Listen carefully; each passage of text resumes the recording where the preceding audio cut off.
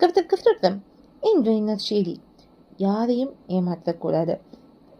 லேவியராகமம் 6வது அதிகாரம் 1-7 வரைக்கும் பார்த்தீங்கன்னா என்ன சொல்லப்பட்டிருக்குன்னா, கர்த்தருக்கு விரோதமாக அநியாயம் செய்கிறாங்க. எப்படி தெரியுமா?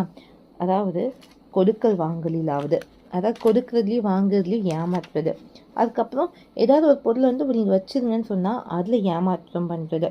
அதுக்கப்புறம் இல்லை இன்னொருத்தங்க கிட்டே இருந்து அவங்க பொருளை பலாத்காரமாக பறித்து கொள்வது.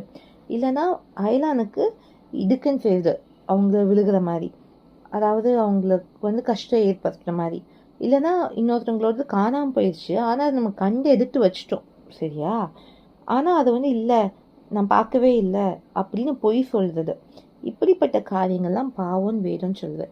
நம்ம யோசிச்சு பாருங்க, நம்ம ஃப்ரெண்டு ஏதாவது பொருள் காணாமல் போயிருப்போம், நம்ம பார்த்து சின்ன வயசில் எடுத்து வச்சுருந்துருக்கலாம். சின்ன பிள்ளைங்க பண்ணுற தப்பு. இதே மாதிரி தான் பெரியவங்களும் நம்ம செய்யக்கூடாது.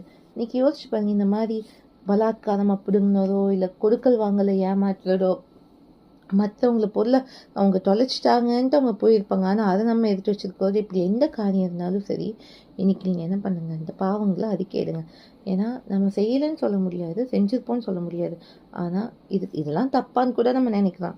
ஆனால் அப்படி கிடையாது. கர்த்தர் ஏதாவது தப்புன்னு சொன்னால் தப்பு தான். அதனால் இப்படிப்பட்ட காரியங்கள் நம்மக்கிட்ட இல்லாதபடிக்கு ஜெபமனும், நம்ம சந்திரின் வாழ்க்கையில் இல்லாதபடிக்கு ஜெபமனும். ஓகேவா? எங்கள் அன்பின் பரலோக பிதாவின் அருமையான நாளுக்காக வேலைக்காய் நன்றியப்பா. நீ சொன்னபடி இப்படிப்பட்ட குற்றங்கள் ஒரு நாள் எங்கள் வாழ்க்கையிலும் எங்கள் சந்ததி வாழ்க்கையில் காணப்படாதபடி காத்துக்கொள்ளுங்க. நமக்கு திருப்பினால பிதாவே, ஆமேன். பாவம் செய்யாதபடிக்கு கர்த்தர் காத்துக்கொள்வார். சந்தோஷமா இருங்க. இதுவே இந்த நற்செய்தி.